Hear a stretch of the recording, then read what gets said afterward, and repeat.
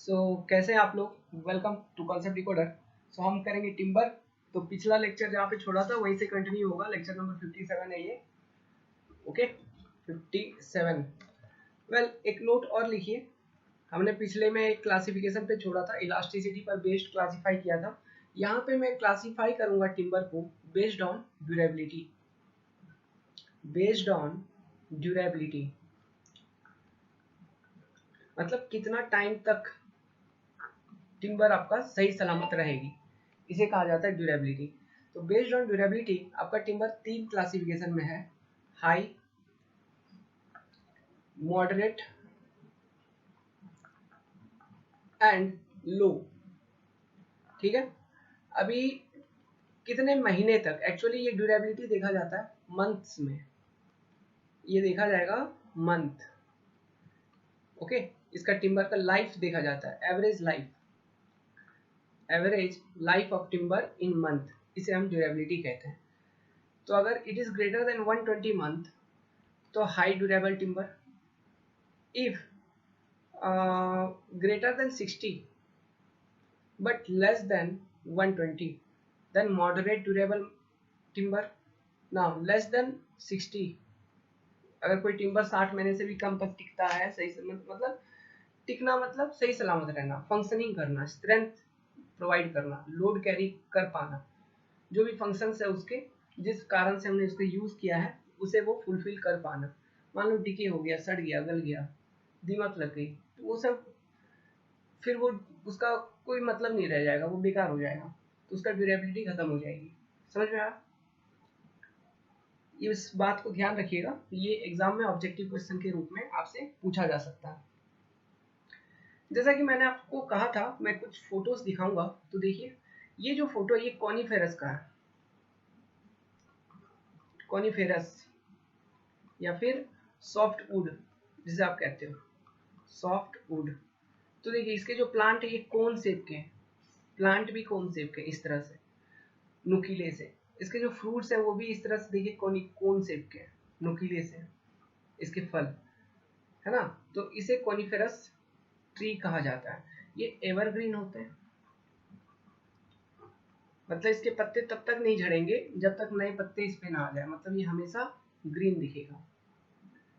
Now इसका अगर cross section में बताऊं तो ये देखिए क्रॉस सेक्शन। तो क्रॉस सेक्शन पे मैंने एक इंपॉर्टेंट बात क्या बताई थी कि ये लाइट कलर होगा। तो देखिए हल्का रंग का है, इसमें एनुअल रिंग्स, मतलब इस तरह के जो रिंग्स हैं ये क्लियरली विजिबल होंगे। तो क्या ये क्लियरली विजिबल है? आप देखिए। Okay, annual ring are distinct, मतलब क्लियरली विजिबल है। नाउ एक हमने और एक चीज बताया था, एक बताया था मैंने मॉड्यूलरी रे। एक्चुअली वो मेड्यूलरी रे होता है, स्पेलिंग गलत हो गई थी पिछले वाले लेक्चर में। वो होती है MEDU।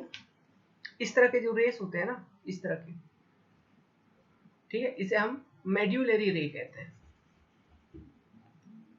ऐसे डायग्राम बना ही लो। इसे हम क्या कहते हैं? मेड्यूलरी रे। जहां पर भी स्पेलिंग गलत होगा आप उसको चेंज कर लेना, पिछले लेक्चर में थोड़ा स्पेलिंग गलत होगा। मेड्यूलरी रे। तो यहाँ पे मेड्यूलरी रे जो है, एक्चुअली सेंटर जो होता है यहाँ से शुरू होती है मेड्यूलरी रे, इस तरह से। ओके, इसका एक स्पेसिफिक पर्पज है, ये इसका भी एक प्रॉपर फंक्शनिंग है। वो क्या है हम बताएंगे अभी जब हम माइक्रो स्ट्रक्चर पढ़ाएंगे, क्रॉस सेक्शन ऑफ टिम्बर पढ़ाएंगे, उसमें उसका एलिमेंट्स पढ़ाएंगे, तब वहां पे समझाएंगे हर एक का फंक्शन और क्या काम का है वो। तो इसमें मेड्यूलरी रे डिस्टिंक्ट नहीं है, मतलब आपको क्लियरली विजिबल नहीं है। आप देखो एक बार, क्लियरली विजिबल है क्या? मेड्यूलरी रे नहीं है। ठीक है, तो यही चीज हमने बताया था। नेक्स्ट, अभी बात करते हैं डेसीडियस की। डेसीडियस ये आपका साल का जंगल है, साल फॉरेस्ट। ओके, ये कोलकाता की फोटो है।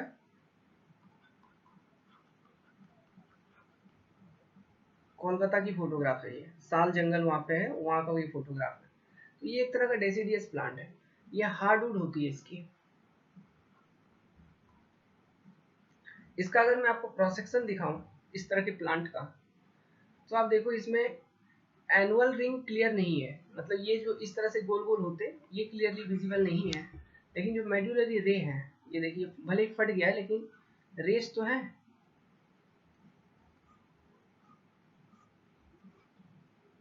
These are clearly visible, मतलब these are distinct,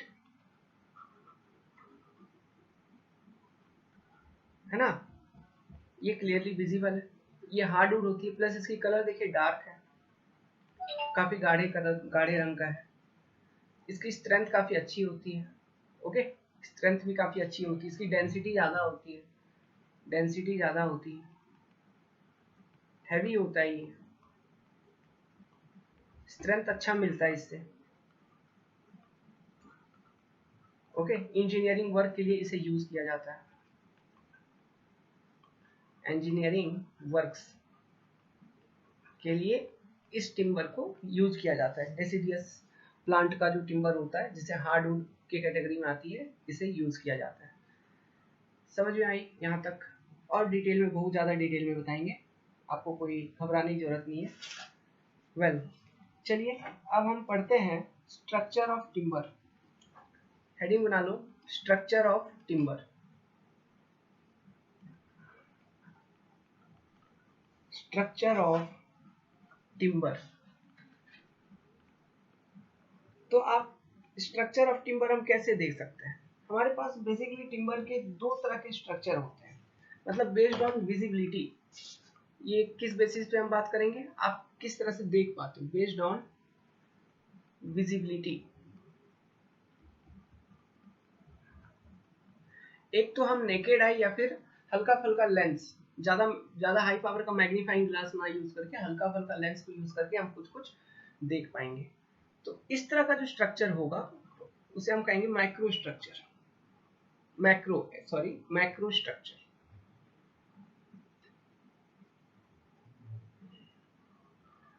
और होता है दूसरा माइक्रो स्ट्रक्चर।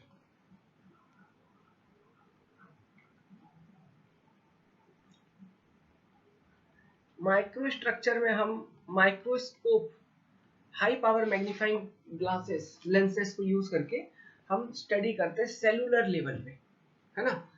तो उसे कहा जाता है माइक्रो स्ट्रक्चर। सेलुलर लेवल की जो स्टडी होती है उसे माइक्रो स्ट्रक्चर कहा जाता है। Study of dead and living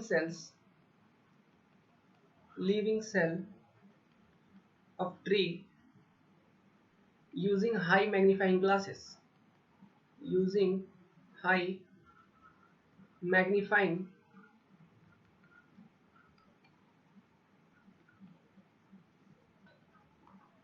glasses,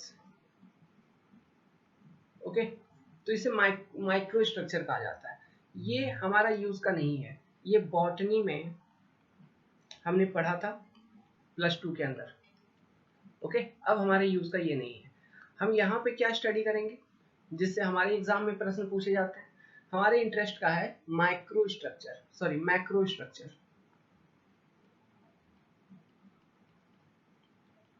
okay. Well, macro structure को पढ़ने से पहले हम जरा एक ट्री के बारे में जरा एक समझ लेते हैं, कुछ किसी एक ट्री के बारे में थोड़ा सा समझ लेते हैं। देखो ट्री, ये मान लो ग्राउंड है, ग्राउंड लेवल। तो ट्री कैसा होता है? पहले इस तरह का कुछ होगा, फिर इसके बाद इसके ऊपर इस तरह से होते हैं, डालियां होते हैं, पेड़ पत्ते होते हैं, डालियां पत्ते ये सब चीजें होते हैं। फिर अंदर रूट होते हैं, क्या है, जड़ होता है ट्री का, है ना। तो इसको 3 कैटेगरी में कर सकते, रूट सिस्टम, फिर आपका ये बीच में क्या हो गया, स्टेम और ट्रंक, इसको हम ट्रंक भी कहते हैं कभी कभी। और ये ऊपर क्या हो गया, ब्रांचेस एंड लीव्स, ओके। देखो ग्राउंड लेवल के नीचे जो पार्ट है उसे हम रूट सिस्टम कहेंगे, और ग्राउंड लेवल के ऊपर का जो पार्ट है, ओके, मतलब रूट सिस्टम के अलावा का जो पार्ट है इसे हम सूट सिस्टम कहते हैं, सूट सिस्टम। ओके। और एक चीज होती है क्राउन ऑफ ट्री। क्राउन मतलब वो वाला हिस्सा जिसमें ब्रांचेस और क्राउन, इसको कहेंगे क्राउन मतलब मुकुट, है ना। तो ये मुकुट क्या होगा, ये किस चीज की बनी होगी, ब्रांचेस एंड लीव्स की, ब्रांचेस एंड लीव्स। अभी ये जो स्टेम सिस्टम है, स्टेम सिस्टम का बेसिक मतलब पर्पस क्या है, स्टेम सिस्टम बेसिक क्या रोल प्ले करता है। देखो आपका प्लांट क्या प्रोसेस करता है, फोटोसिंथेसिस प्रोसेस करता है, जिसके तहत वो खाना बनाती है, ग्लूकोज बनाती है। तो स्टेम क्या करता है, ग्लूकोज वगैरह को आपका पहुंचाता है रूट सिस्टम तक। Okay, food and nutrients, nutrients को रूट सिस्टम तक ट्रांसपोर्ट करता है, जिसके तहत वो क्या अच्छे से ग्रो कर पाए। जड़ में जब तक खाना पहुंचेगा तभी तो जड़ मतलब वो प्लांट अच्छे से ग्रो कर पाएगा। तो ये खाना पहुंचाने का काम करता है, प्लस रूट सिस्टम से पानी वगैरह भी पत्तों तक पहुंचाने का काम करता है। रूट सिस्टम से पानी वगैरह को लेके ये ऊपर पानी भी ट्रांसपोर्ट करेगा, वाटर। तो फूड एंड फ्लूइड, है ना, solid and fluid transport system में आपका ये जो स्टेम है ये मदद करती है। एक्चुअली कैसे मदद कर पाती है, यहाँ पे कुछ कुछ टिश्यूज होते हैं, जाइलम एंड फुलेम, इनके मदद से ये सब ट्रांसपोर्टेशन का जो भी काम है ये हो पाता है। ओके, इसके बारे में बताएंगे, जाइलम का काम क्या है, फुलेम का काम क्या है, इनके बारे में बताएंगे। अभी रूट, अब बात करते हैं रूट सिस्टम। अभी रूट सिस्टम का बेसिक काम क्या है, रूट सिस्टम का बेसिक काम यही है कि ऊपर का जो ढांचा है पूरा पेड़, जैसे आपका हो गया फाउंडेशन एंड सुपर स्ट्रक्चर। तो फाउंडेशन जो नींव है वो मजबूत होगी तो आपका स्ट्रक्चर भी मजबूत होगा। तो रूट सिस्टम क्या करता है, it provide strength to overall tree, है ना। It implants tree into soil, soil में अच्छे से पकड़ के रखता है।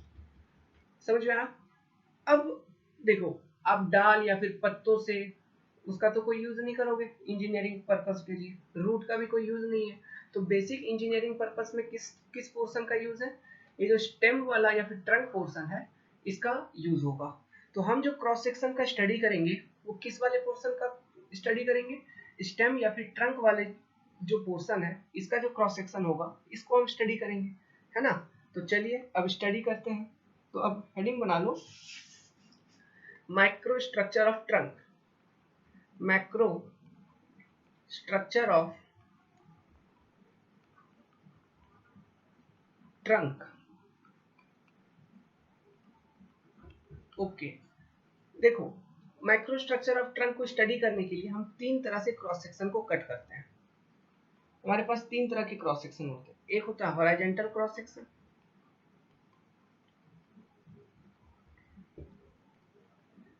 Horizontal cross section. दूसरी होगी लॉन्गिट्यूडनल क्रॉस सेक्शन,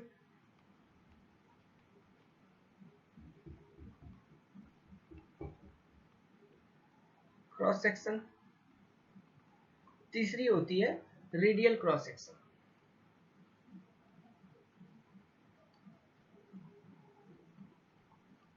अब देखिए, अब इसमें से भी जो हम स्टडी करेंगे, हम तो एक जनरल कोई क्रॉस सेक्शन का स्टडी करेंगे, ठीक है। हम एक्सोजेनस ट्री जो होता है, एक्सोजेनस ट्री, एंडोजेनस का तो कोई मतलब नहीं स्टडी करने का, फिर उसका तो कोई हैवी इंजीनियरिंग एप्लीकेशन है नहीं, तो उसको स्टडी करने का कोई मतलब नहीं है।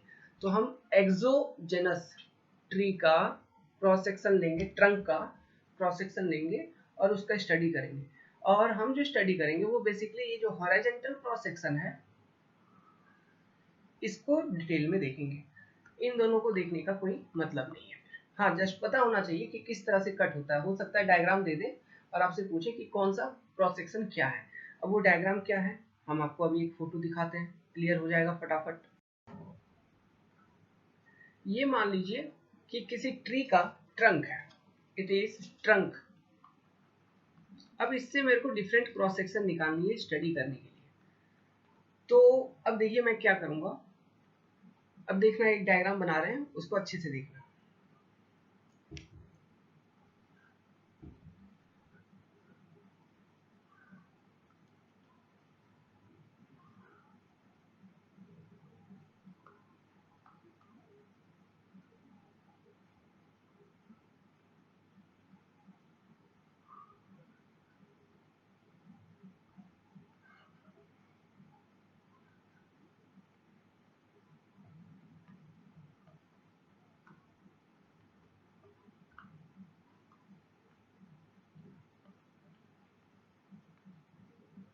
जस्ट मिनट, थोड़ा रुक जाइए।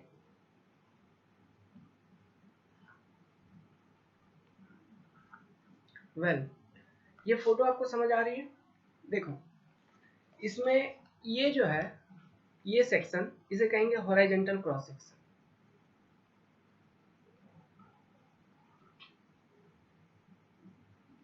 मतलब ये वाला, सिंपली इसे कहेंगे हॉरिजॉन्टल क्रॉस सेक्शन।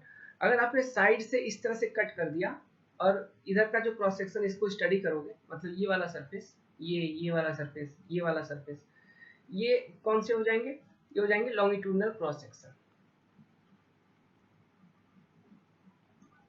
ये हो गए लॉन्गिट्यूडनल क्रॉस सेक्शन। नाउ अगर रेडियस कहलाऊं, रेडियस मतलब क्या?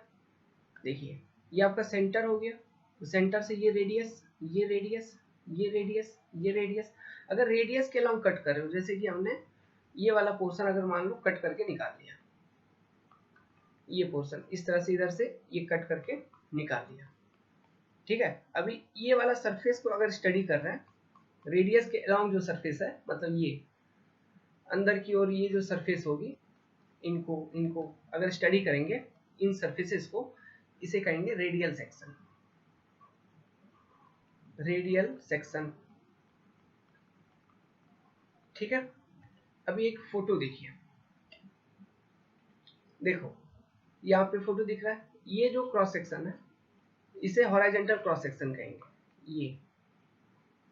ये ठीक है, this is your horizontal cross section. ये इधर जो दिख रहा है आपको, this is your longitudinal cross section. Okay, longitudinal cross section या फिर टेंजेंशियल सरफेस, इसको टेंजेंशियल सरफेस भी कहा जाता है। लॉन्गिट्यूडनल क्रॉस सेक्शन कट करोगे तो आपको जो सरफेस मिलेगा उसको टेंजेंशियल सरफेस कहेंगे, टेंजेंशियल सरफेस, ठीक है। यहाँ पे आपको जस्ट मिनट और थोड़ा जूम कर दें हम, ये देखिए यहाँ लिखा हुआ है टेंजेंशियल सरफेस, ठीक है, टेंजेंशियल सरफेस। ये horizontal cross section, this is your tangential surface, longitudinal cross section. और ये रेडियस के अलाउंग, ये सेंटर, ये radius, this is radius. Radius के अलाउंग जो क्रॉस सेक्शन है सरफेस, इसको कहेंगे हम रेडियल सरफेस या फिर रेडियल क्रॉस सेक्शन। क्लियर है? तो ये तीन तरह से स्टडी करना है, लेकिन हम जो बेसिकली स्टडी करेंगे, हमारे जो कोर्स ओरिएंटेड होगा, वो हम केवल इस वाले ऊपर वाले पोर्शन का स्टडी करेंगे, ठीक है। अभी और एक तरह से डायग्राम दिखाते हैं, जो डायग्राम हमने बनाया था। देखो, ट्री है, प्लांट, आपने उसको अगर इस तरह से काटोगे रेडियस के अलाउंग, ऐसे और ऐसे, इस तरह से अगर सरफेस का स्टडी करेंगे, ये कौन सा सरफेस हो गया? ये this is your tangential surface. ये क्या है? टेंजेंशियल, सॉरी ये क्या है? Radial surface. ओके, ये क्या है? रेडियल सरफेस या फिर रेडियल क्रॉस सेक्शन। ये देखिए लिखा है रेडियल सेक्शन। नाउ ये इस तरह से अगर काट के निकाल दिया साइड से, बगल से, ये जो सरफेस का स्टडी करेंगे इसको क्या कहेंगे? टेंजेंशियल सेक्शन या फिर लॉन्गिट्यूडनल सेक्शन। Longitudinal section. इधर से अगर ये ऊपर केवल सीधा सपाट ऐसे काटा है, गोल इस तरह से, ये वाला क्या है? देख पा रहे हो आप? हॉरिजॉन्टल सेक्शन लिखा हुआ है। तो सेक्शन कितने तरह के होते हैं इसका आइडिया लगा? तो हम बेसिकली तीन तरह के सेक्शन होंगे हमारे पास, cross section, horizontal cross section, longitudinal section या फिर tangential section and radial section. अब इनमें से कौन सा स्टडी करना है? Horizontal cross section. तो हेडिंग बना लो हॉरिजॉन्टल क्रॉस सेक्शन।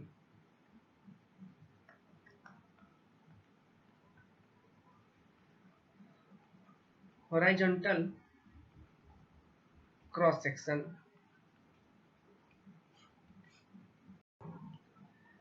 तो ये जो पार्ट अभी हम डिस्कस करेंगे, हॉरिजॉन्टल क्रॉस सेक्शन, ये एक इंपॉर्टेंट पार्ट है, तो इस पर अच्छे से फोकस करना है, क्योंकि कन्वेंशनल क्वेश्चन इससे डायरेक्टली पूछे जाएंगे आपको एग्जाम में, या फिर आपसे इसमें जो भी टर्म है, इसमें जो भी ऑब्जेक्ट टर्म्स होंगे, जो भी डेफिनेशंस होंगे, उनका एप्लीकेशंस क्या है, यूज क्या है, या फिर उसका फंक्शंस क्या है, क्या काम करते हैं, यहाँ से ऑब्जेक्टिव क्वेश्चन पूछे जाएगा। और क्रॉस सेक्शन जो डायग्राम होगा, ये अपने आप में एक क्वेश्चन है, आपसे पूछा जाएगा, डायग्राम बनाइए, ठीक है। तो शॉर्ट नोट्स ऑब्जेक्टिव क्वेश्चन हर तरह के प्रश्न इस टॉपिक से पूछे जाएंगे, तो ध्यान से देखिएगा। तो जो एक्सोजेनस ट्री का हम क्रॉस सेक्शन बनाएंगे बेसिकली, तो ये कैसा दिखता है, सबसे सेंटर में एक ब्लैक कोर जैसा होगा, ठीक है, एक ब्लैक स्पॉट जैसा होगा, इसे हम कहते हैं पिथ, PITH, पिथ या फिर मेड्यूला, पिथ या फिर इसे मेड्यूला कहा जाता है। नाउ ये जो पिथ या फिर मेड्यूला हो गया, इसको घेरते हुए आपका एनुअल रिंग्स होंगे, इस तरह से एनुअल रिंग्स होंगे। तो पिथ या फिर मेड्यूला के अगल बगल का जो एनुअल रिंग होंगे ना, वो यहाँ पर जो वुड होंगे, यहाँ पर जो लकड़ी होगा, इसको हम हर्ट वुड कहते हैं, हर्ट वुड।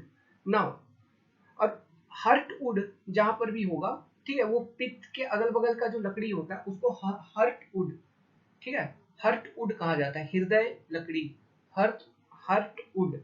हर्ट वुड का कलर काफी डार्क होगा, गाढ़ा होगा, प्लस इसमें जो एनुअल रिंग्स होंगे ये क्लियरली विजिबल होंगे, क्लियरली डिस्टिंक्ट होंगे, है ना। तो ये सारे एनुअल रिंग्स हैं हर्ट वुड में, मान लो these are very clearly defined. Now अभी जैसे जैसे हर्ट वुड आपका खत्म होना शुरू होगा, तो आपका ये हो जाएगा inner annual rings, these are the inner annual rings. अब जैसे जैसे आपका हर्ट वुड खत्म होना शुरू होगा, जो आपका एनुअल रिंग्स है, इस ये थोड़ा थोड़ा, मतलब इसका जो अपीयरेंस है वो थोड़ा थोड़ा डल होना शुरू होगा, ठीक है, मतलब ये उतना क्लियरली विजिबल नहीं होगी, ये थोड़ा डल होना शुरू होगा। अभी इस पोर्शन में जो लकड़ी होती है इसे हम सैप वुड कहते हैं, सैप वुड। इस पोर्शन में जो लकड़ियां होती है इसे हम क्या कहते हैं, सैप वुड। ओके, नाउ ये यहाँ पे मतलब सैप वुड जहां पर भी होगा वहां पे जो एनुअल रिंग्स होंगे वो उतना क्लियरली आपका डिफाइंड नहीं होगा, तो इसे कहेंगे सैप वुड। हम सबके बारे में लिखाएंगे, आप देखते चलो क्रॉस सेक्शन। नाउ इसके बाद एक टिश्यू वाला सेक्शन आएगा, ठीक है, एक टिश्यू वाला सेक्शन आएगा, मतलब एक पतला से एक छोटा सा सेक्शन आएगा जिसमें टिश्यू होंगे, जिसमें बेसिकली जूस वगैरह होगा, लिक्विड टाइप का कुछ होगा, है ना, मतलब बेसिकली जाइलम एंड फाइलम जो होता है, ओके, वो सब चीजें यहाँ पर आपको देखने को मिलेंगी। इसको हम कहते हैं कैम्बियम लेयर, इस पोर्शन को कहा जाता है कैम्बियम लेयर, मतलब ये बताएंगे, ठीक है, ये वाला, मतलब ये जो दो मैंने ग्रीन सर्कल बनाए, इसके बीच का जो लेयर है इसको हम कहते हैं कैम्बियम लेयर। फिर आ जाती है आपका बार्क, ठीक है, बार्क। अभी बार्क कैसा दिखता है, मतलब आपका आउटर कवच, प्लांट का जो कवच है ट्रंक का, उसी को बेसिकली बार्क कहा जाता है, ठीक है, ये हो जाएगा आपका बार्क। अभी बार्क में भी दो तरह के बार्क होते हैं, इनर एंड आउटर। तो ये बेसिकली जो कैम्बियम लेयर का जो आउटर सरफेस है, कैम्बियम लेयर का जो आउटर सरफेस है वो बेसिकली क्या हो जाता है, वो बन जाता है इनर बार्क, ठीक है, कैम्बियम लेयर का जो आउटर सरफेस है वो बन जाता है इनर बार्क, और कैम्बियम लेयर का अंदरूनी अंदरूनी हिस्सा, मतलब ये वाला हिस्सा अभी जहाँ पे हम ड्रॉ कर रहे हैं, देखिए जहाँ पे हम ये ब्लू वाले से ड्रॉ किए, ये कैम्बियम लेयर का अंदरूनी हिस्सा होगा, ये आपका बन जाएगा सैप वुड। ये बेसिकली किस में बन जाएगा, सैप वुड में कन्वर्ट हो जाएगा। अभी देखो, अब इसमें और एक चीज होती है, अब वो चीज क्या है, मेड्यूलरी रे, आपका पित्त से कहाँ तक ये एक्सटेंड करती है, ये आपका कैम्बियम लेयर तक एक्सटेंड करती है, ठीक है, ये कहाँ तक एक्सटेंड करती है, पित्त से, सेंटर से लेके आपका कैम्बियम लेयर तक, ध्यान रखना, सेंटर टू कैम्बियम लेयर, पित्त टू कैम्बियम लेयर, इसको कहेंगे मेड्यूलरी रेस। ओके, ये हो गया आपका हॉरिजॉन्टल क्रॉस सेक्शन। ये डायग्राम बनानी है, अब इसमें हम लिख देते हैं जो चीज था। देखो, तो सबसे पहला सेंटर वाला पोर्शन, इसको हम कहते हैं पित्त और मेड्यूला, मेडुला, ठीक है। अभी ये जो रिंग्स दिख रहे हैं इसे हम क्या कहते हैं, एनुअल रिंग्स, एनुअल रिंग या फिर और ग्रोथ रिंग, ये क्या मेजर करता है, प्लांट कितना उम्र का हो गया इस चीज को मेजर करता है, तो इसे ग्रोथ रिंग भी कहा जाता है। ठीक है, अब ये ब्लू वाले क्या है, मेडुलरी रे, मेडुलरी रे। ओके, नाउ आपका देखो, पित्त के अगल बगल, पित्त के अगल बगल जो एनुअल रिंग्स हैं उसे इनर एनुअल रिंग कहा जाता है। पित्त के अगल बगल का जो एनुअल रिंग है उसे इनर एनुअल रिंग कहेंगे, और इस जगह पे जो वुड होगा ना, लकड़ी जो होगा, इसे हम कहेंगे heartwood, heartwood, heartwood या फिर डेड वुड, इसको डेड वुड भी कहा जाता है। डेड वुड, डेड वुड इसलिए क्योंकि ये प्लांट के ग्रोथ में या फिर ट्री के ग्रोथ में किसी भी तरह का एक्टिव पार्टिसिपेशन नहीं दिखाता। ओके, ये मतलब ये खत्म हो चुकी है, ये अपना सेट हो चुका है सब कुछ, इसमें आपको इसमें कोई ग्रोथ वगैरह नहीं हो रहा है, मतलब इसके थ्रू से किसी भी तरह का फ्लूइड ट्रांसपोर्टेशन या फिर फूड ट्रांसपोर्टेशन नहीं होगा, मतलब इसमें किसी भी तरह का जाइलम फॉलम टिश्यू अगर होगी भी तो वो खत्म हो चुकी होगी, अब उस पर कोई काम नहीं हो रहा होगा। समझ में आ रहा है, तो इसे डेड वुड भी कहा जाता है। इसमें किसी तरह का सैप नहीं होगा, जूस जूस वगैरह नहीं होगा। ओके, नाउ ये हो गया हर्टवुड। ये हर्टवुड का स्ट्रेंथ काफी ज्यादा होता है और यही चीज बेसिकली इंजीनियरिंग एप्लीकेशंस में उपयोगी है, heartwood. Now inner medullary, inner annual rings और आउटर एनुअल रिंग, ठीक है, इनर इनर एनुअल रिंग्स और आउटर एनुअल रिंग के बीच का जो लकड़ी है, मतलब जिसमें हमने ये ब्लू वाला एनुअल रिंग दिखाया है जो कि क्लियरली डिफाइंड नहीं है, क्लियरली विजिबल नहीं होती है, इस सेक्शन में जो लकड़ी प्रेजेंट होती है इसे हम क्या कहते हैं, सैप वुड, सैप वुड, इसे कहा जाता है सैप वुड। और आप डायरेक्टली इसको जाइलम भी कह सकते हो, जाइलम, सैप वुड और जाइलम कह सकते हो। इसका और एक नाम आप इसको इस तरह से भी कह सकते हैं, अल्बरम, अल्बुर्नम। ओके, अल्बुर्नम हम इसे इस तरह से भी कह सकते हैं। हर्टवुड को डेडवुड या फिर true would, true would, TRUE, true would भी आप कह सकते हो। क्लियर है? नाउ अभी हमने क्या बोला, फिर एक लेयर और आती है जिसमें जूस वगैरह प्रेजेंट रहती है बहुत सारा, ठीक है, फ्लूइड मास प्रेजेंट रहती है, और ये टिश्यू सिस्टम होती है बेसिकली। ये जो लेयर होती है ये बहुत पतली होती है और इसमें टिश्यू सिस्टम होता है, तो इसको कैम्बियम लेयर कहा जाता है, कैम्बियम लेयर। इसमें टिश्यू सिस्टम होती है। अब टिश्यू सिस्टम क्या होती है, देखो ये कैम्बियम लेयर का अंदरूनी हिस्सा, मतलब ये वाला हिस्सा, ये सैप वुड के तरफ है, और तो कैम्बियम लेयर का ये जो अंदरूनी हिस्सा है ये सैप वुड में कन्वर्ट हो जाती है या फिर जाइलम में कन्वर्ट हो जाती है। और कैम्बियम लेयर का जो बाहरी हिस्सा है, मतलब ये वाला हिस्सा, इस तरफ वाला बाहरी हिस्सा, ठीक है, जहां अभी कलर ड्रॉ कर रहे देखिए ब्लैक, ये फोलेम में, फोलेम, फोलेम में कन्वर्ट हो जाता है या फिर इनर बार्क बन जाती है। ठीक है, ये क्या है, इनर बार्क, इनर बार्क, इसे क्या कहेंगे, बाहरी बाहरी सरफेस को आउटर बार्क, बाहरी कवच। आप देखे होंगे बड़े बड़े जो पेड़ होते हैं उसमें बाहरी जो परत होती है काफी मोटी होती है, छिलका छिलका जो होता है वो काफी मोटा होता है, उसको आउटर बार्क कहते हैं। ऊपर वो सूखा सूखा भी होता है, उसपे क्रैक वगैरह भी कभी कभी आप देखते हो, ये फट गया है, पीपल वगैरह के पेड़ में आप देखिए आपको देखने को मिलेगा, तो उसे आउटर बार्क कहते हैं। ठीक है, ये सारे कवच है, प्रोटेक्शन है, ये सारा क्या है, प्रोटेक्शन है। ये आपको क्रॉस सेक्शन ये समझ में आया, ये डायग्राम आपको समझ में आया। ओके, आप ये बार्क में इस तरह से कुछ बना सकते हो, इस तरह से बना दीजिए, बार्क अगर दिखाना है तो इसमें इस तरह से शेडिंग कर दीजिए पूरे में। ठीक है, उसका दो लेयर दिखा दो, एक दिखा दो इनर, दूसरा दिखा दो आउटर। थोड़ा बस ये कोई जरूरी नहीं है, लेकिन बस डायग्राम की खूबसूरती बढ़ाने के लिए, तो सभी एक जैसा हो गया ना, गोल गोल गोल गोल गोल गोल। ओके, और एकदम यहाँ तो हमको इस तरह से स्पेस अवेलेबल था तो हमने इस तरह से नोमेनक्लेचर किया। आप जब एग्जाम में करोगे एकदम सीधा सीधा करना है, ये जो लाइंस ड्रॉ करोगे एकदम सीधा सीधा, जैसे कि कहने का मतलब है जो भी चीज है उसको इस तरह से सीधा ड्रॉ करना है और इसके बगल में लिखना है, फिर सीधा लेके चलना है, फिर उसके बगल में लिखना है, इधर कुछ लिखना है तो सीधा लेके चलना है, इसके बगल में ऐसा लिखना है। समझा, इधर बीच में आपका डायग्राम रहेगा। यहाँ तो हमने इधर उधर ऐसे ऐसे करके लिख दिया, आपको एग्जामिनेशन के अंदर ऐसे नहीं लिखनी है, वो प्रेजेंटेशन अच्छा नहीं होगा। ठीक है, तो आप अपने कॉपी में भी, आपका कॉपी का स्पेस जो पेज होगी वो काफी बड़ी होगी, तो उसमें अच्छे से प्रॉपरली इस डायग्राम को बनाएंगे पेंसिल को यूज करके, ठीक है, और इस चीज को बनाइए।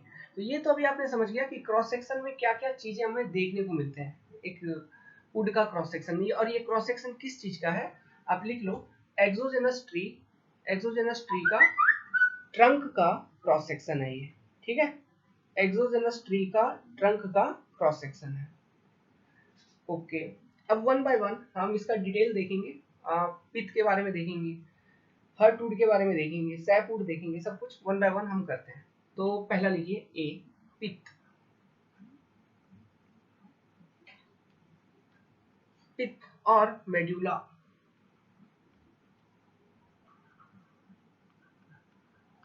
तो ये क्या है इसके बारे में लिखिए। First point, it is the core of tree, it is the core of tree, centre part, core of tree, it is the darkest portion, ये सबसे सबसे डार्क होती है, इसका रंग जो होता है सबसे गाढ़ा होता है ट्री के क्रॉस सेक्शन में। It is the darkest portion, darkest portion of tree. इसका जो कलर है वो या फिर ब्लैक हो सकता है और ब्राउन हो सकता है, दो कलर में ये देखे जाता है आपको, ठीक है। इसका शेप कोई जरूरी नहीं है हमेशा गोल ही हो, इस तरह का भी हो सकता है, ऐसा ऐसा, ठीक है, ये डिपेंड करता है डिफरेंट प्लांट के ऊपर, प्लांट के क्रॉस सेक्शन के ऊपर, उसकी गोलाई के ऊपर, ठीक है, या फिर उसके उसका जो थिकनेस है, ट्रंक का जो शेप है, इसके ऊपर डिपेंड करता है। ओके, तो डिफरेंट स्पेसीज ऑफ ट्री के लिए ये डिफरेंट शेप का हो सकता है, ये पॉइंट भी लिख लीजिए। ये कोई जरूरी नहीं है कि it is same for all tree species, its shape is not same for all tree species, but it varies in shape and size for different species of tree, for different species of tree। अभी देखो इसका काम क्या था, जब आपका tree young था, जवान था, जब मतलब ग्रोथ पीरियड में था, जवान था, ठीक है, उस वक्त ये जो सेंटर पोर्शन है ना, इसमें काफी न्यूट्रिशन होती है, ठीक है, काफी न्यूट्रिशन होती है जो कि ट्री के जो सेलुलर ग्रोथ में हेल्प करती थी। और वो क्या होती थी, वो बेसिकली ग्लूकोज सेलुलोज की बनी होती है, जो कि ट्री को काफी न्यूरिशमेंट प्रोवाइड करती है, काफी न्यूट्रिशन प्रोवाइड करती है, जो कि उसे ग्रोथ होने में मदद करता है, ठीक है, एट यंगर एज, मतलब जब वो जवान होता है ट्री, जब ग्रोथ हो रही होती है, समझे, उस वक्त इसका बहुत उपयोग होता है। तो लिखिए नेक्स्ट पॉइंट, कौन सा पॉइंट होगा ये, fourth point, it is entirely composed of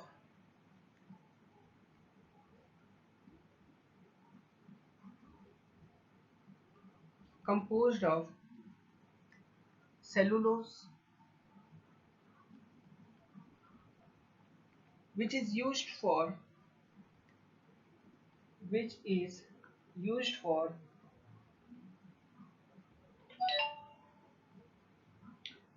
nourishment of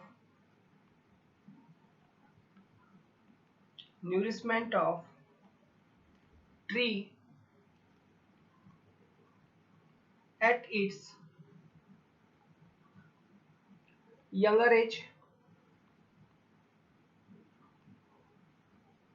ठीक है, जब आपका ट्री का ग्रोथ हो रहा होता है तो उस वक्त इसमें काफी न्यूट्रिशन प्रेजेंट रहती है, जो कि ट्री को ग्रो होने में मदद करती थी।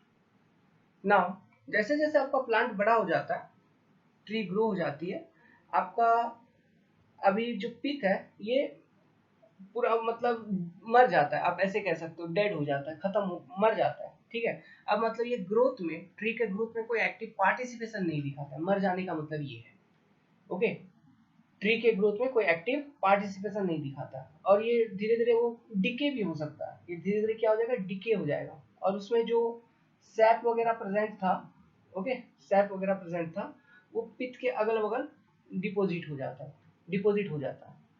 तो लिखिए as the plant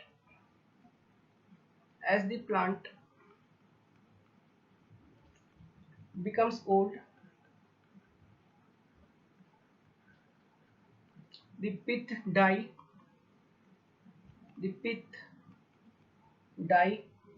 dies up and decay, and the sap मतलब juice, and this sap is then transmitted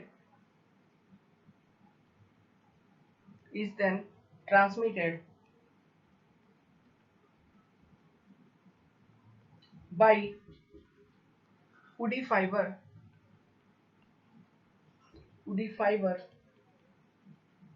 deposited around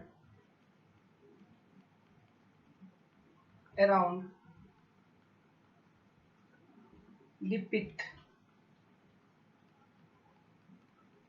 समझ में आया बात?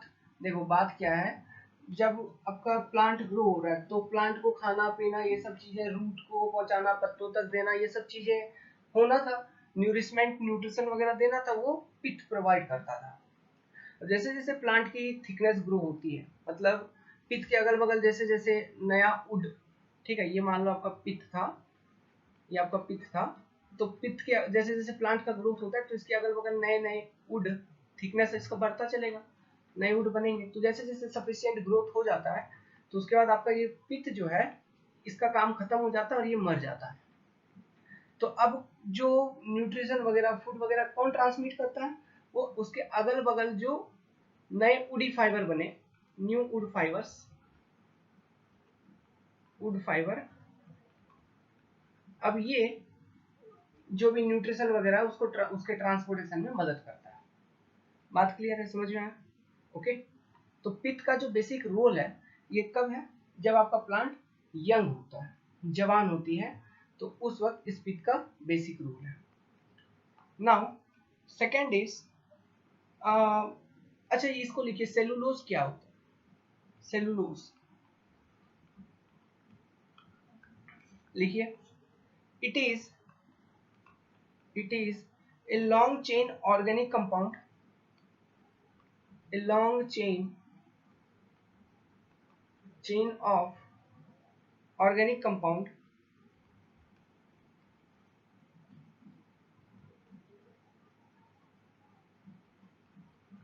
C6H10O5, ठीक है, C6H10O5, ये है सेलुलोज। अच्छा, ग्लूकोज और सेलुलोज दोनों अलग चीजें, ग्लूकोज में कंफ्यूज नहीं होना। ग्लूकोज का जो केमिकल फॉर्मूला है वो क्या होगा? C6H12O6, ठीक है, ओके। आगे लिखिए, as the plant grow into the tree, ऐसे लिखे, into tree मतलब बच्चे से बड़ा हो गया जब, into tree, just a minute, तुम कहाँ थे? as the plant grow into tree, it decay and does not take any active part in growth of tree, and does not take any active part in growth of tree,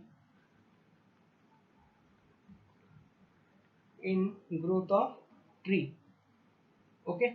जो पिथ है इसका generally किसी भी तरह का engineering use नहीं है, ठीक है, पिथ, या फिर आप इसको कह लो सेलुलोज का, ओके, बस ये जस्ट ग्रोथ के लिए था। It is generally of no engineering use, ऐसे लिख लीजिए, it is generally of no engineering use।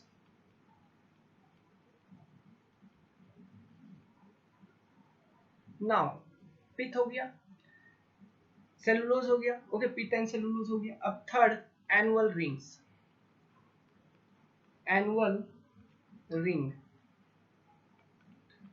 या फिर इसको हम ग्रोथ रिंग भी कहते हैं, ग्रोथ रिंग। ओके, लिखो these are ring, these are the ring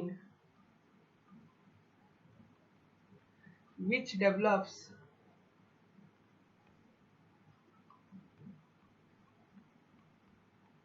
each year at the trunk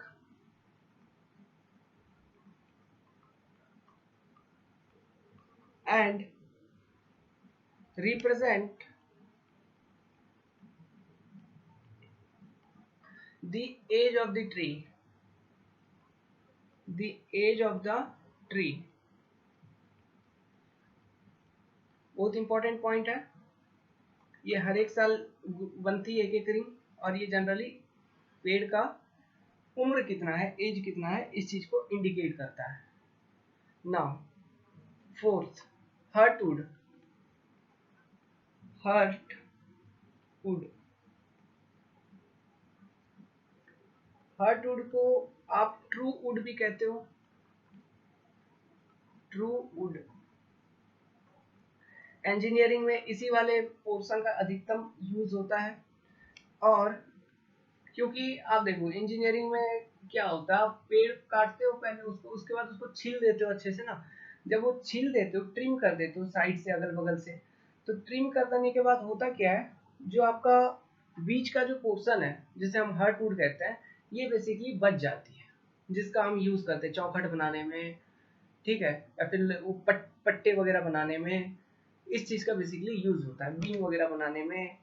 okay, heartwood, या फिर इसको इक्का वुड भी कहा जाता है, इक्का वुड मतलब केवल लकड़ी। ओके, इक्का वुड, ये सारे इसके नाम हैं। तो लिखिए इसके बारे में, ये कहाँ पे प्रेजेंट होती है। जैसे कि मैंने बोला, आपका जो पिथ होता है, पिथ के अगल बगल जो एनुअल रिंग्स होते हैं जो कि क्लियरली विजिबल होते हैं, इस वाले सेक्शन में जो लकड़ी प्रेजेंट होता है, ये जो लकड़ी है इसी को हर्टवुड कहा जाता है। फिर जैसे आप पिच से दूर जाते हो, मतलब इसे आप इनर एनुअल रिंग कह सकते हो, इनर एनुअल रिंग, ठीक है। उसके बाद आपका बाहरी एनुअल रिंग आता है, आउटर एनुअल रिंग्स, जो कि उतना क्लियरली सेपरेटेड नहीं होता, मतलब विजिबल नहीं होता, डिस्टिंक्ट नहीं होता है। ओके, इस वाले सेक्शन में जो लकड़ी प्रेजेंट होती है इसको हम सैपवुड कहते हैं। ओके, तो जो हर्टवुड है ये बेसिकली कहाँ कहाँ पे प्रेजेंट है, पिथ और इनर एनुअल रिंग्स के बीच का जो लकड़ी है उसे हम क्या कहेंगे, हर्टवुड। ओके, सो लिखिए इसके बारे में, it is a would which is enclosed enclosed between pith and inner annual ring, inner annual ring। Okay, first point. Second, देखो जो याद करो, मैंने आपको बताया था कि जब प्लांट आपका यंग था, जवान था, उस वक्त पिथ जो है वो न्यूट्रिशन वगैरह प्रोवाइड किया था, तो प्लांट का ग्रोथ हुआ था। लेकिन जैसे जैसे प्लांट थोड़ा बढ़ गया, तो उसके बाद जो न्यू वुड फाइबर्स बने, ठीक है, अब वो क्या किया, प्लांट के न्यूट्रिशन में कहीं ना कहीं कभी ना कभी हेल्प किया। तो फिर अब धीरे धीरे क्या हुआ, वो जो वुड है जो अभी मतलब पिथ के बाद जो बना, जो कि प्लांट के न्यूरिशमेंट में, सैप ट्रांसपोर्टेशन में, फूड ट्रांसपोर्टेशन में जो मदद कर रही है, ठीक है, वो अब धीरे धीरे फिर वो मरना शुरू हो गया। वो जब धीरे धीरे मरना शुरू हो गया, मतलब अब एक्टिव पार्ट नहीं ले रहा है ग्रोथ में, प्लांट के ग्रोथ में, तो अब कौन ले रहे हैं, अब जो न्यू फाइबर्स फिर बने ट्री का, जब ट्री का ग्रोथ होते चल रहा है, तो वो ट्री का विड्थ बढ़ते चल रहा है, ट्रंक का मोटाई बढ़ते चल रही है ना, तो न्यू फाइबर्स बनते चल रहे हैं। तो अब जो न्यू फाइबर्स बन रहे हैं, अब ये एक्टिव पार्ट ले रहे हैं ग्रोथ में, तो इस वाले को हम सैपवुड, बेसिकली जनरली हम सैपवुड कहते हैं। और जो मर जाता है, जो एक्टिव पार्ट नहीं लेता है, वो हर्टवुड हो जाता है। समझ में आ रहा है? वो क्या बन जाता है? हर्टवुड। तो कभी ना कभी हर्टवुड जब बच्चा था तो उस वक्त ये प्लांट के ग्रोथ में सपोर्ट किया था, एक्टिव पार्ट लिया था, लेकिन धीरे धीरे जब वो मैच्योर हो गया तो ये मर गया, डेड हो गया। ठीक है, मतलब अब ये एक्टिव पार्ट नहीं ले रहा है प्लांट के ग्रोथ में। ओके, लिखिए, इट वाज यूज्ड फॉर। तो ऐसा समझ सकते हो कि धीरे धीरे जैसे जैसे ग्रोथ हो रहा है, हर्टवुड की जो थिकनेस है ये भी बढ़ते चलेगी धीरे धीरे। समझ में आ रहा? It was used for nourishment of tree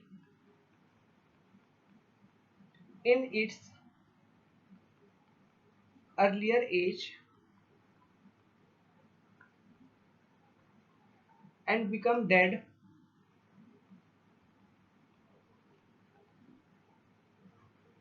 मतलब अब न्यूरिशमेंट में या फिर एक्टिव ग्रोथ ऑफ प्लांट में, ट्री में पार्टिसिपेशन नहीं है तो मर गया कहेंगे। Become dead with gradual maturity of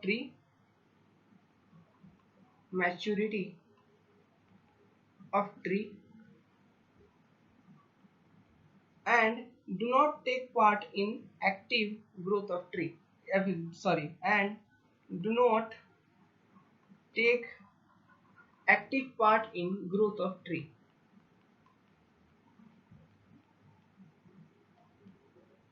Active part in growth of tree.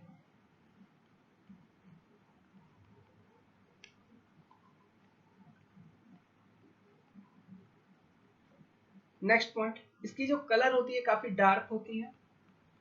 Its colour is dark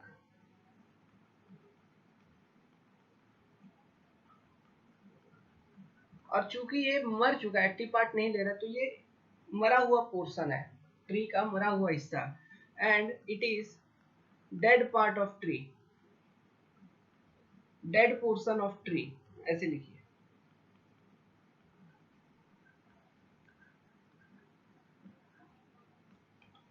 अब ये जो हर्टवुड है, इसका ये बेसिकली क्या प्रोवाइड करता है? ये बेसिकली रिजिडिटी प्रोवाइड करती है ट्री के लिए।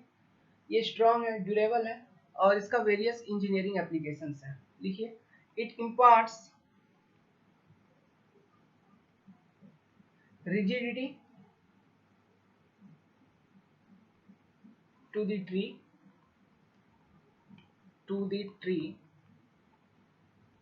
and hence it provide strong and durable timber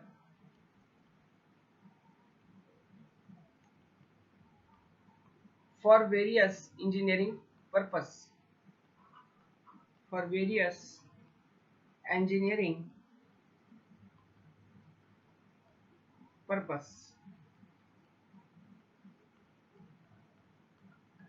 इसमें जो इंपॉर्टेंट पॉइंट आपको नोट करनी है, impart rigidity, strong and durability, engineering purpose. ठीक है, डार्क एंड डेड पोर्शन, इन सब बातों को बस ध्यान रखना है और ये पित्त के अगल बगल होता है। Okay, next, sapwood.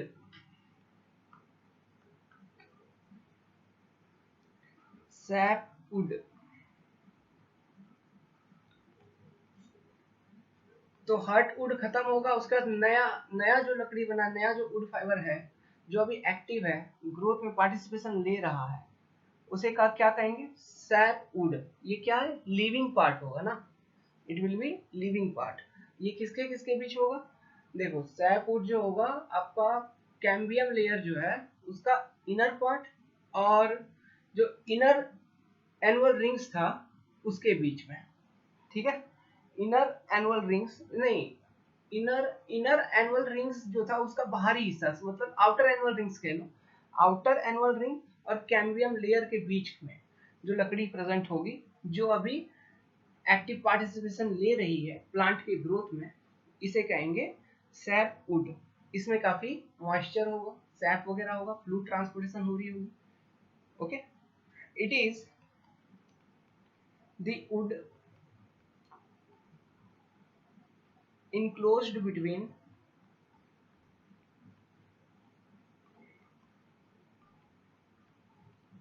cambium layer and outer annual rings. Outer annual ring.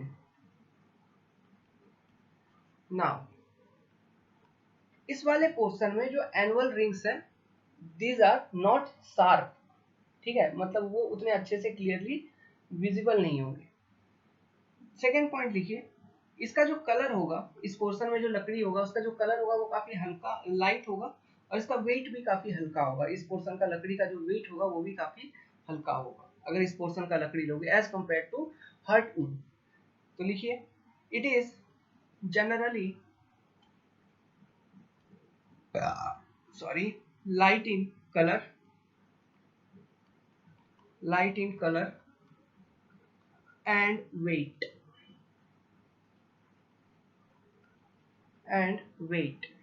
it contains sap. Next point लिखिए, इट कंटेन्स सैप, सैप मतलब plant juice, it contain sap. Okay, next point लिखिए, annual rings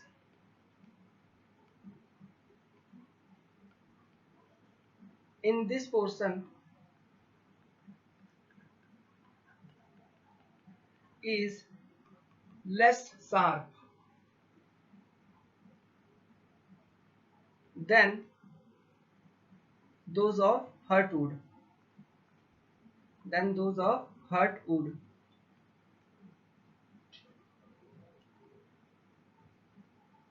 Next, it takes active participation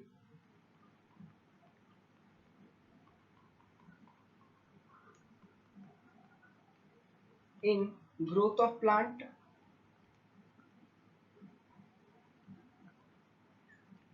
growth of tree, इसलिए इसको living part भी कह सकते हो, living part. ये क्या है? लिविंग पार्ट है। नाउ और एक पॉइंट देखो, मैंने क्या बोला था, जो कैम्बियम लेयर है, ये मान लो कैम्बियम लेयर का बाहरी हिस्सा और ये कैम्बियम लेयर का अंदरूनी हिस्सा, ठीक है, इसके बीच में वो हार्टवुड सैपवुड वगैरह है। ओके, यहाँ तक मान लो ये सैपवुड है, फिर ये हार्टवुड और ये पित्त, ऐसे मान लो ये सैपवुड है, ये वाला सैपवुड है मान लो, ठीक है। तो सैपवुड अभी आपका एक्टिव पार्टिसिपेशन ले रहा है ग्रोथ में, और ये कैम्बियम लेयर जो मैंने बोला था, ये इसमें केवल जनरली एक बहुत पतला सा लेयर होता है, फ्लूइड वगैरह प्रेजेंट रहती है इसमें। इसका जो बाहरी हिस्सा आउटर साइड, ये बन जाता है फोलेम में,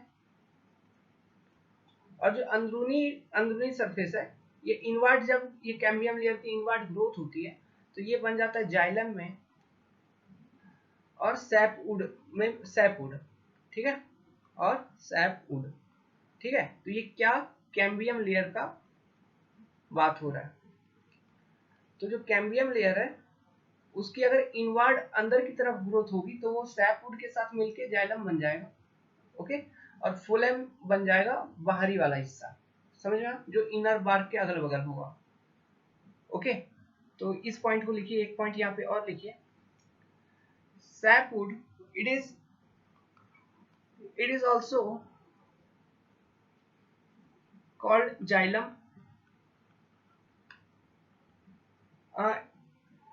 हाँ ऐसे लिखिए, it also called xylem, okay, and it helps in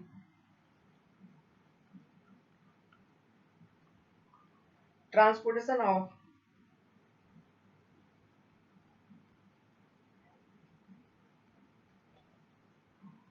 water and nutrients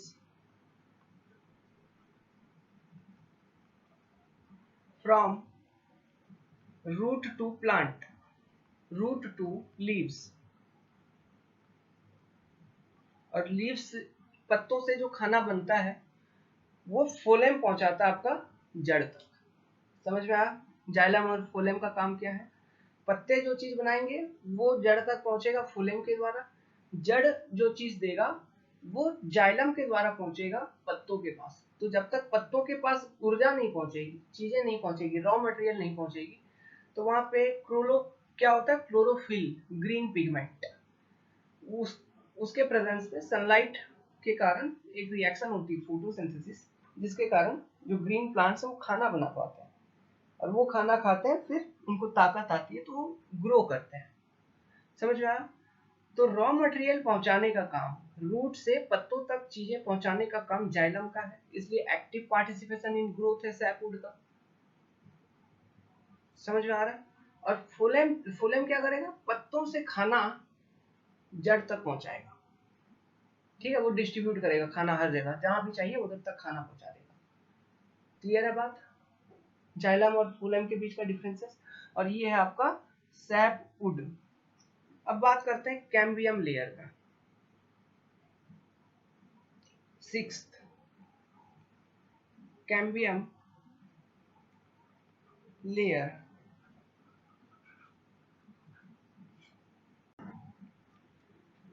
cambium layer लिखिए इसके बारे में। This is a very thin layer of sap and tissue, sap and tissue present between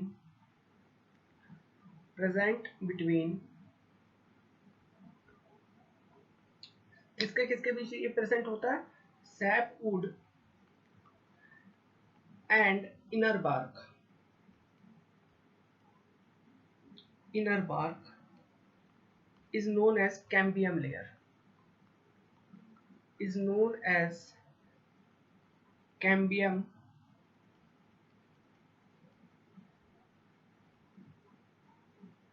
layer.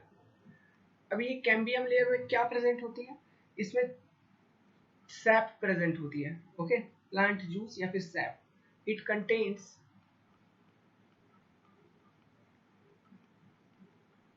SAP और juice. ठीक है, इसको juice भी कहा जाता है। Which is yet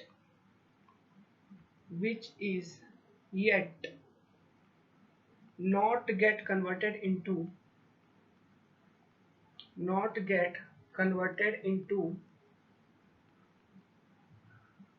into sapwood।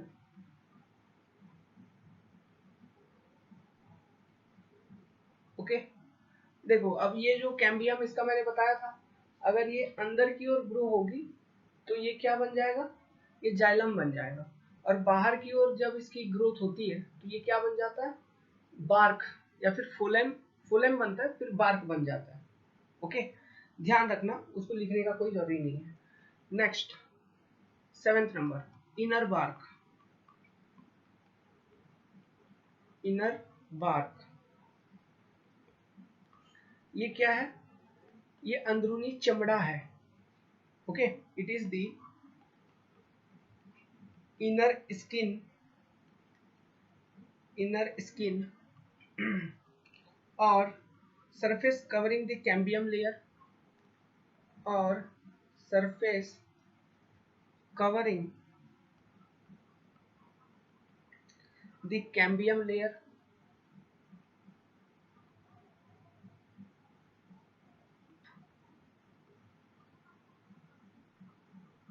and it provide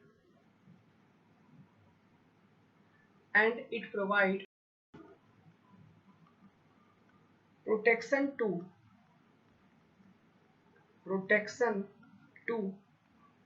cambium layer।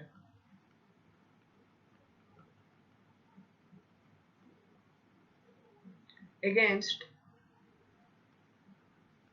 any injury।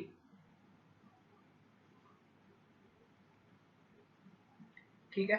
Next point, जैसे कि मैंने बताया था जो कैम्बियम लेयर है वो बाहर की ओर जब ग्रो होती है वो बार्क बन जाता है। पहले इनर बार्क बनेगा, फिर वो धीरे धीरे मोटाई उसकी बढ़ेगी, आउटर बार्क वो एक मोटा सा परत बन जाएगा जिसको हम बार्क कहते हैं ओवरऑल। नाउ तो लेकिन सबसे पहले ये क्या बनता है, फोलेम बनता है, फिर आपका इनर बार्क बनता है। ठीक है, सबसे पहले क्या बनेगा, फोलेम।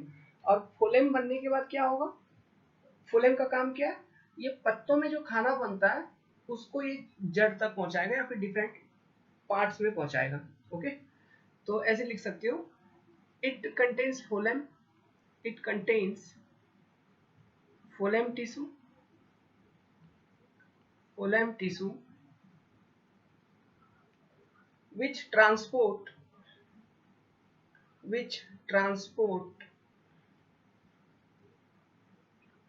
food from leaves to the root।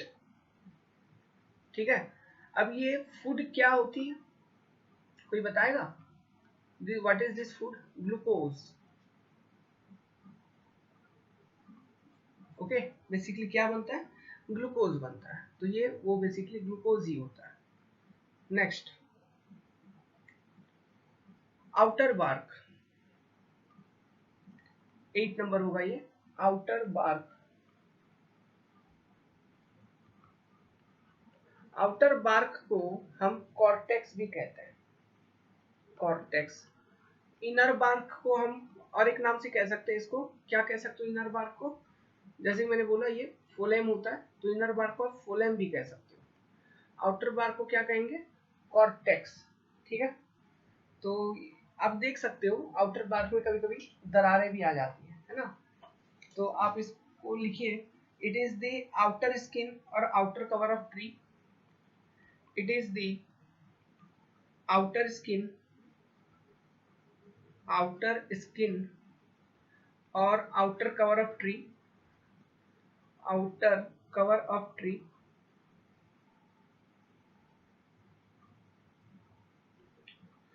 लिखिए, it consist of cell of wood fiber,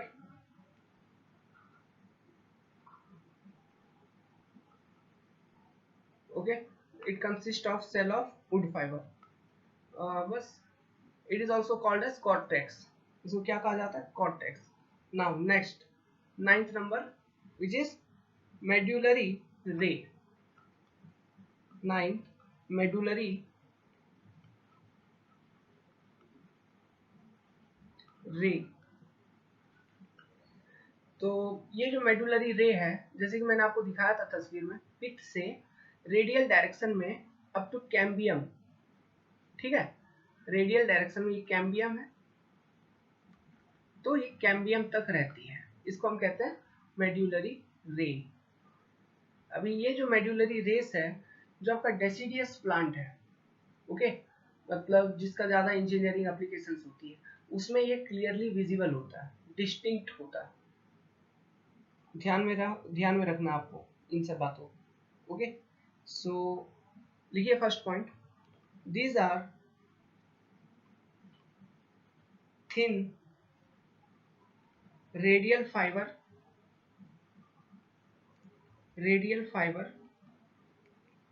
extending from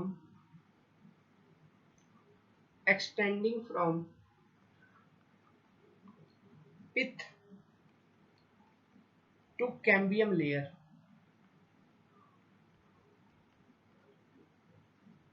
pith to cambium layer।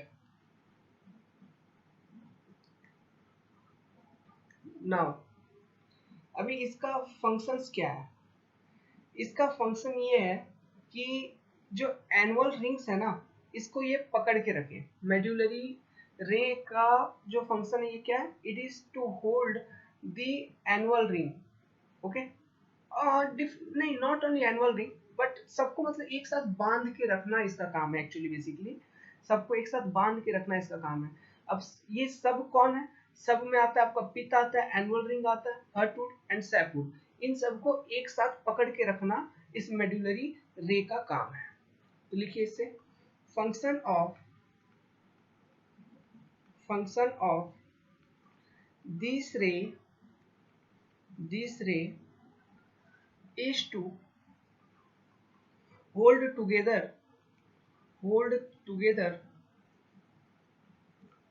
किसी किसी किताब में केवल एनुअल रिंग होगा तो वो गलत है।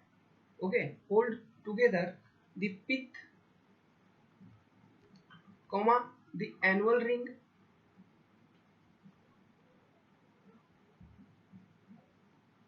Heartwood and sapwood.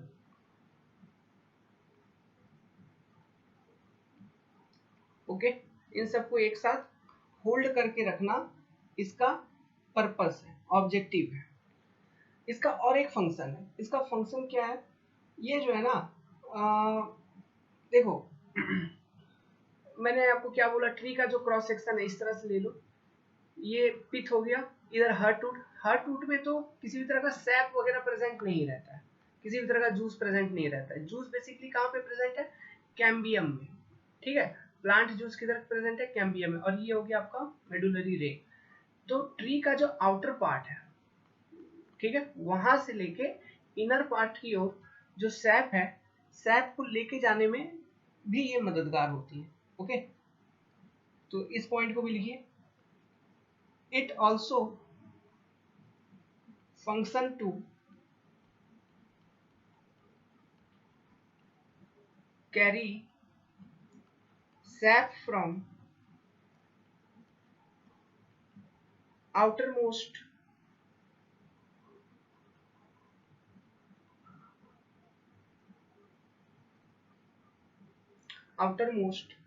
to the inner part of the tree,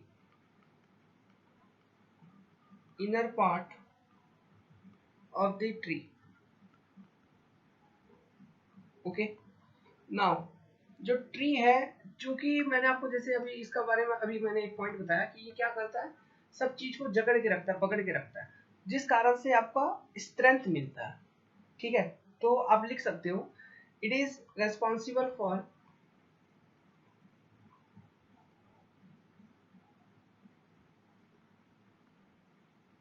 for the strength of the timber.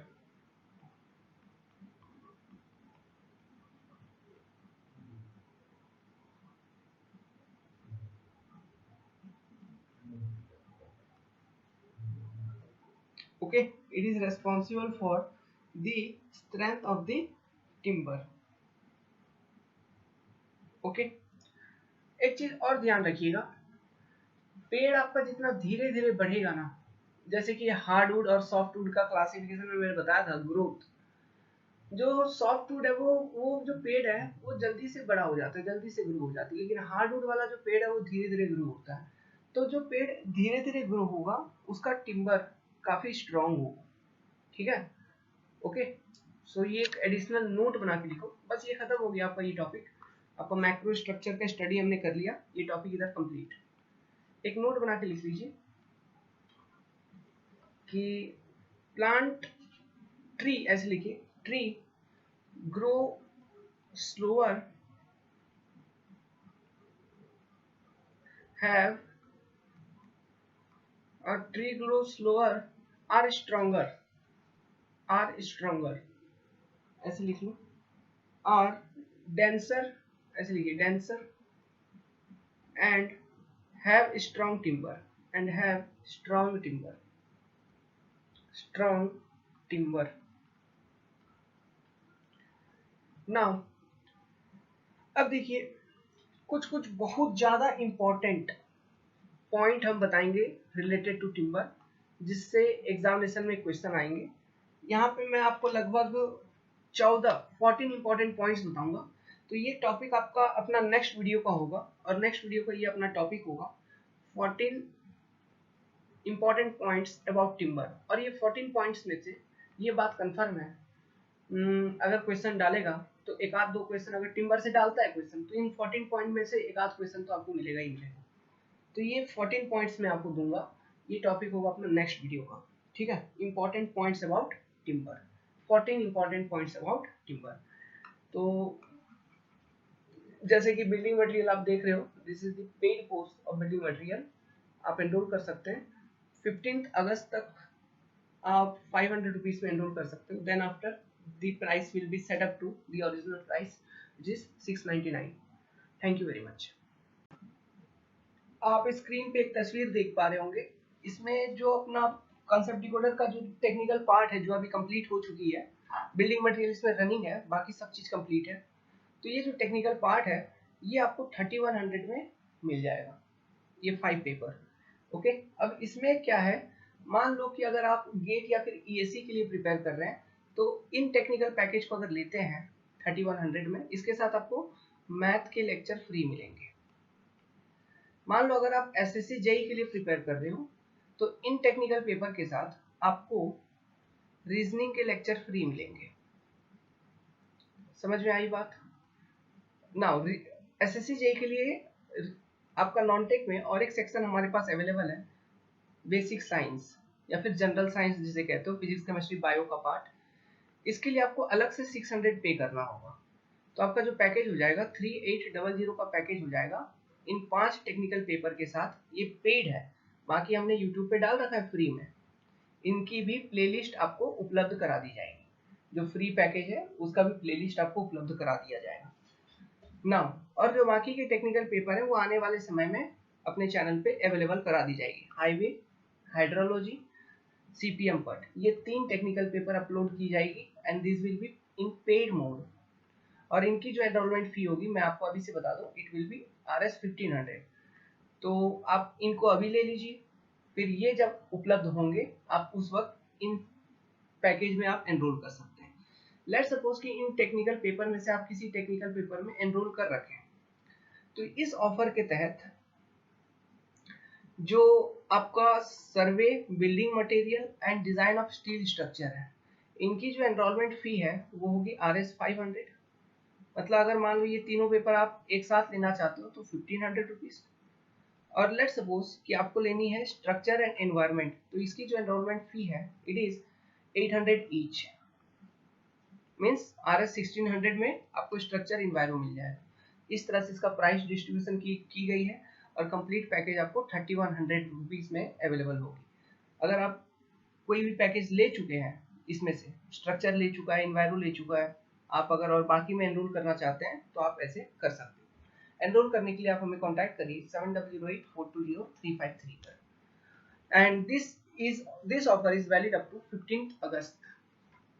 उसके बाद जो नॉर्मल प्राइस है वो अपडेट की जाएगी। स्ट्रक्चर की 1000 रुपीज, इन्वायरो की 1300 रुपीज, स्टील की 700, सर्वे की 700, बिल्डिंग मटेरियल की 700। Thank you very much. आप अपने साथ शेयर करिए, अपने दोस्तों में शेयर करिए, कॉन्सेप्ट डिकोडर पे आइए, जुड़िए, सपोर्ट करिए, हमें भी खुशी होगी एंड हमें भी प्रोत्साहन मिलेगा ताकि हम ऐसे ही बेहतरीन कंटेंट आप तक पहुंचा पाए। अगर आप हमें पहली बार देख रहे हैं, पहली बार इस वीडियो को देखा है आपने और कोई वीडियो नहीं देखा है, तो चैनल को सब्सक्राइब कर लीजिए, बेल आइकन दबा दीजिए, मजा आ जाएगा। Good luck, have a nice day.